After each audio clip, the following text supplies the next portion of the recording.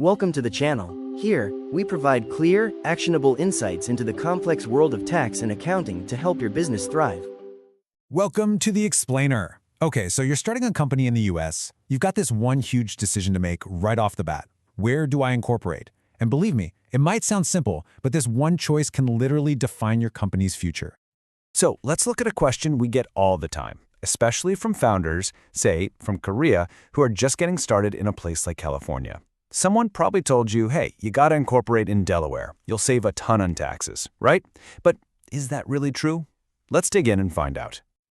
All right, here's how we're going to break it all down. First, we're tackling that big tax myth. Then, we'll get into why Delaware is so popular. We'll look at why it's great for corporations and for investors. And finally, we'll wrap it up so you can make your decision. All right, let's get right to it. The great tax myth.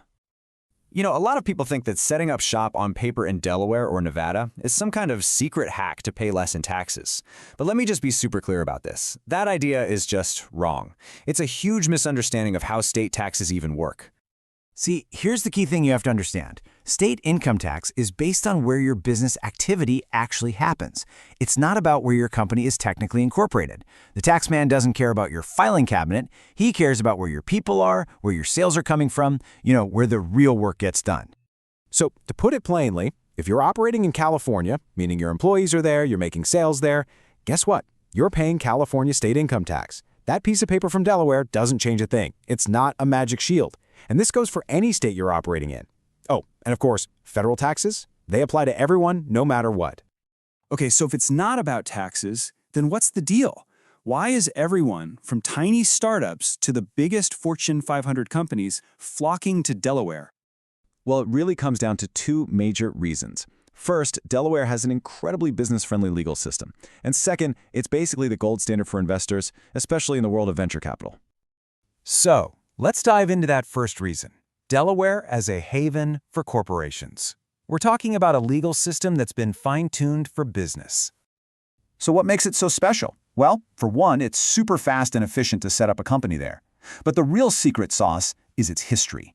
Delaware has this massive, deep library of corporate case law built up over decades. That means when legal issues pop up, the outcomes are incredibly predictable. For a business, predictability is everything. And this is a really big deal. In most places, if your company gets sued, you might end up in front of a jury. Juries can be swayed by emotions, public opinion, it's unpredictable. But in Delaware, you get what's called a bench trial. That means your case is heard by a judge who is an absolute expert in corporate law. They make decisions based on legal precedent, not feelings. It just takes so much of the uncertainty out of the equation. Okay, on to the second reason. And for a lot of you, this might be the most important one. Why is Delaware a magnet for investors? Here's the bottom line.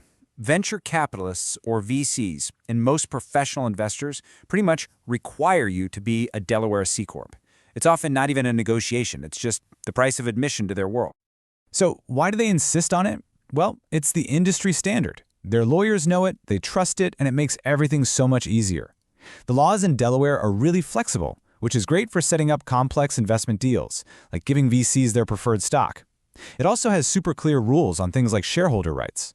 All of this just streamlines the whole process, from your first seed round all the way to a potential IPO. All right, so we've busted the tax myth, and we've talked about the real reasons Delaware is so popular. Now for the big question. How do you make your final decision? This table really breaks it down nicely. It's not about taxes, it's about what kind of company you're trying to build. Look, if you're a tech startup and your game plan involves raising money from VCs and scaling up fast, then Delaware is almost certainly your path.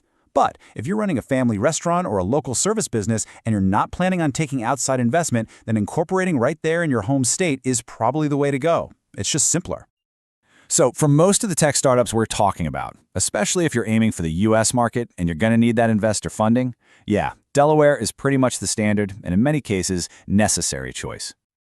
So now you know the facts. The big takeaway here is that choosing where to incorporate isn't really a tax decision at all. It's an identity decision for your company. What are you building? Now you can go out and build it on the right foundation.